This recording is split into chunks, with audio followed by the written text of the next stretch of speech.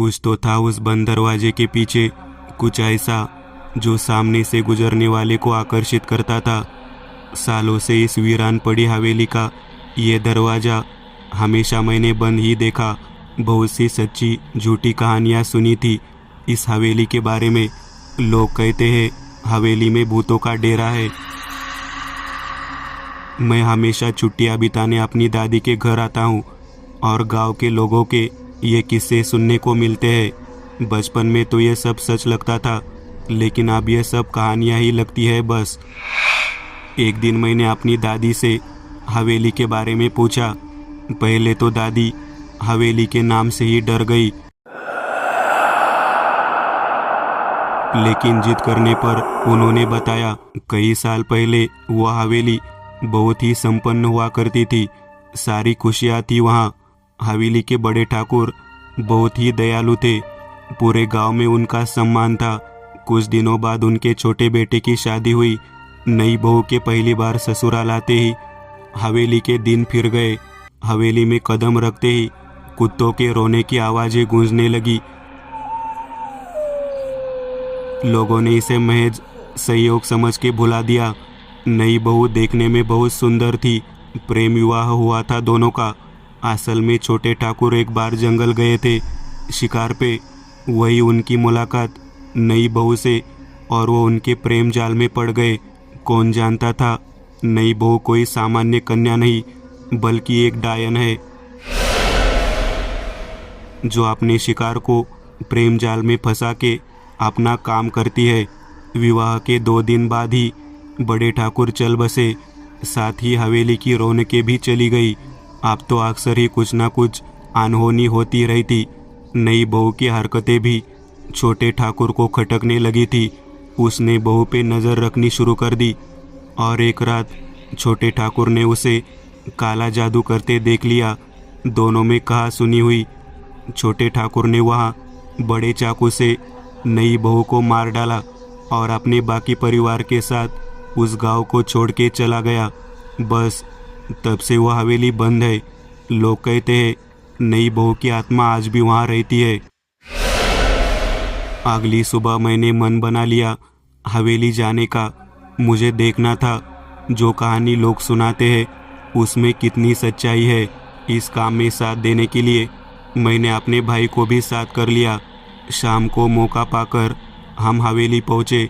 हवेली के डर की वजह से इस रास्ते पर लोगों का आना जाना भी कम ही था। ढलते सूरज की रोशनी में ये वीरान हवेली और भी भयावह लग रही थी।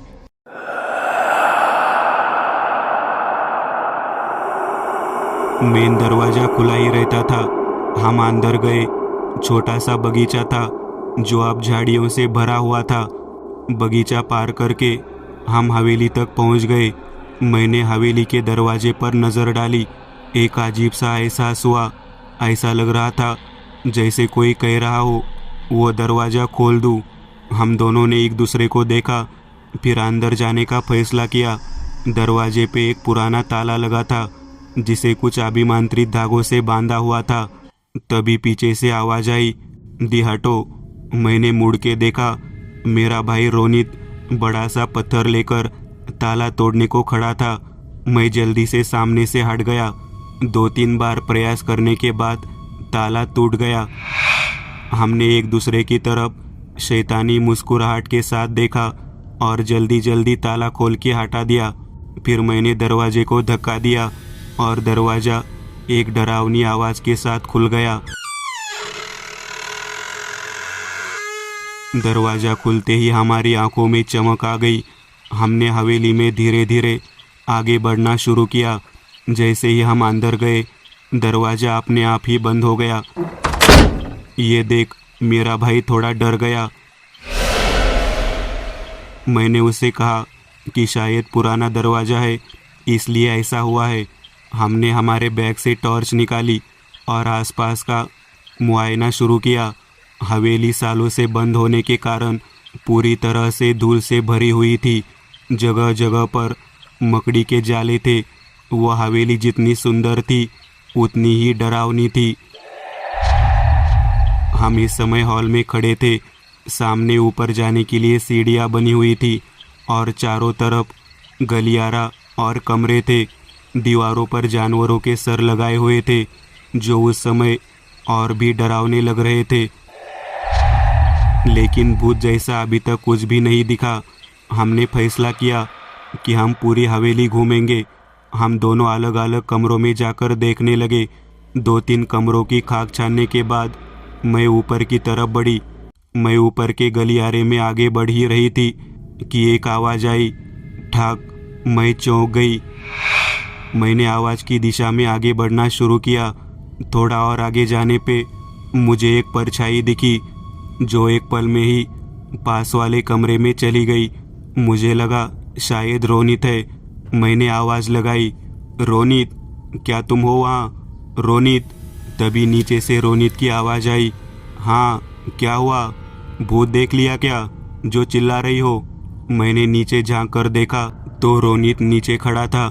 मैंने बस ना में सिर हिलाया और धीरे धीरे उस कमरे की तरफ बढ़ने लगी। कमरे का दरवाज़ा हल्का सा खुला था। मैंने धीरे से दरवाज़ा खोला और अंदर गई। चारों तरफ टॉर्च की रोशनी डाली, लेकिन कोई भी नज़र नहीं आया। मुझे लगा शायद भूत देखने का विचार दिमाग में कुछ ज़्यादा ही हो गया है, इसीलिए वहम हो रहे हैं।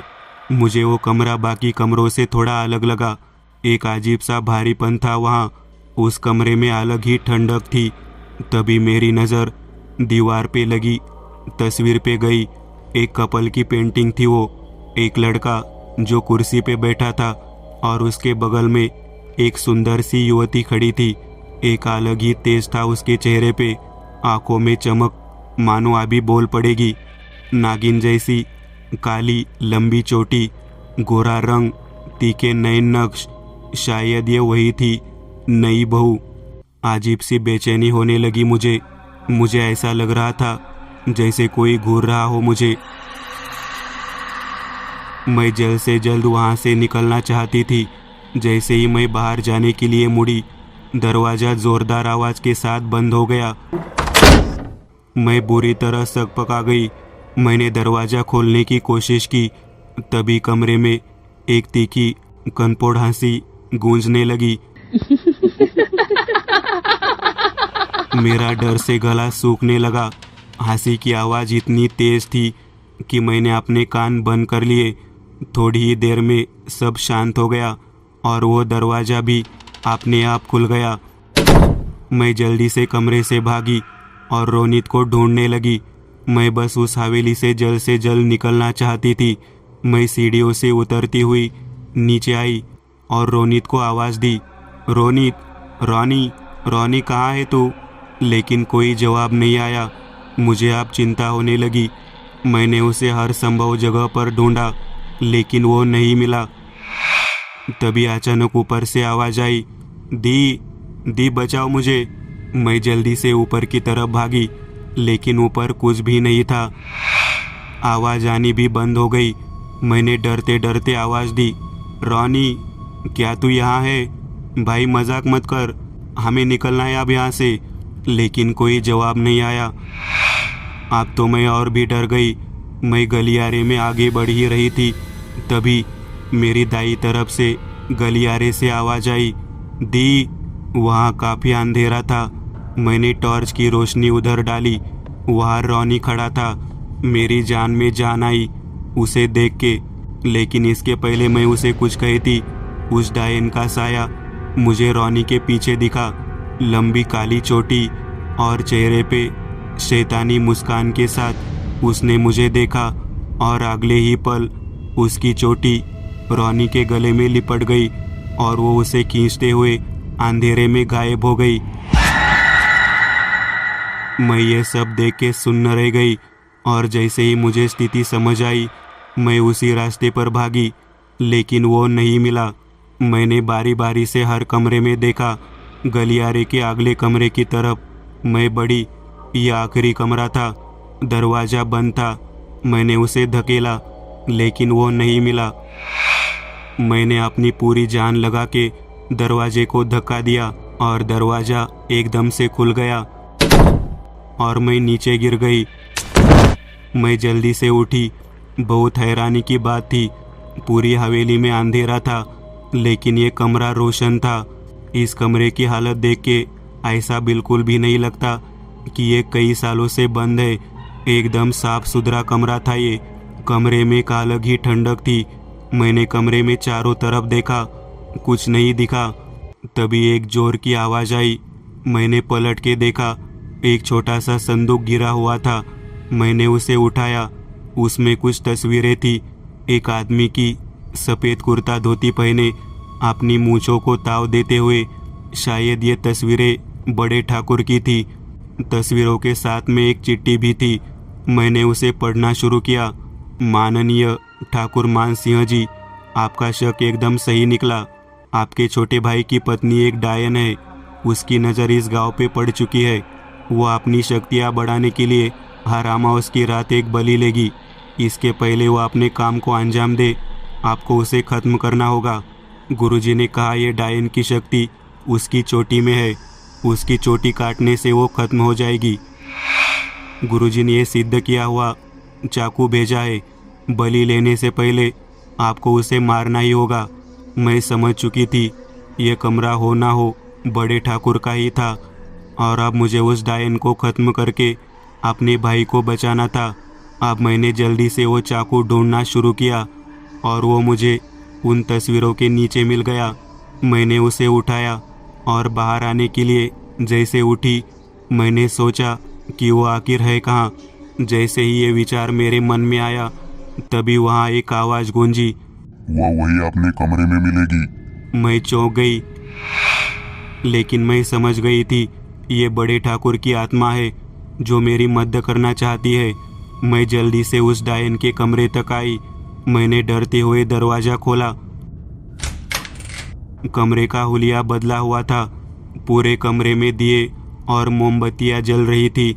डर से मेरा गला सूखने लगा। मैंने धीरे धीरे अंदर कदम रखे। तभी मैंने देखा रॉनी नीचे फर्श पर लेटा हुआ है और उसके चारों तरफ मोमबत्तियाँ जल रही है। मैं समझ गई वो मेरे भाई की बलि देना चाहती है। मैं जल्दी से उसके पास गई और उसे उठाने का प्रयास करने लगी। अचानक मुझे लगा मेरे पीछे कोई खड़ा है। मैंने डरते डरते पीछे देखना चाहा कि तभी उसने मुझ पर जोरदार वार किया। मेरी आँख मंत्रों की आवाज़ से खुली।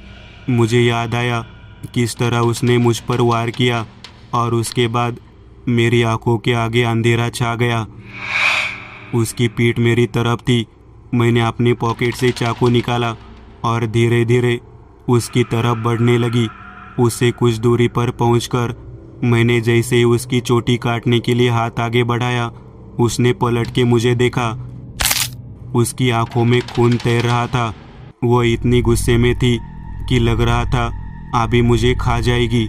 उसने अपनी चोटी की पकड़ मेरे गले पर बनाई और मुझे दीवार के सहारे टांग दिया।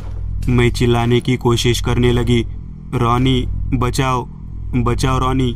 मुझे छटपटाते देख वह जोर जोर से हंसने लगी। मैंने अपनी कोशिश जारी रखी। अचानक रॉनी को होश आने लगा। मैं और जोर से चिल्लाने का प्रयास करने लगी। रॉनी ने मुझे इस हाल में देखा तो बुरी तरह डर गया। मैंने उसे इशारा किया चाकू उठाने का, जो मुझसे नीचे गिर गया था। इसके पहले डायन का ध्यान रॉनी पर जाता, उसने चाकू मेरी तरफ उछाल दिया। मैंने बिना समय गंवाते हुए चाकू पकड़ा और अपने गले पर कसी डायन की चोटी काट दी। चोटी काटते ही उसकी चीख से पूरी हवेली गूंज उठी और देखते ही देखते वो डायन राख में बदल के हवा में उड़ गई। उसके मरते ही माहौल में एक हल्केपन का एहसास हुआ। रॉनी जल्दी से मेरे गले लग गया। हम दोनों कमरे से बाहर निकले।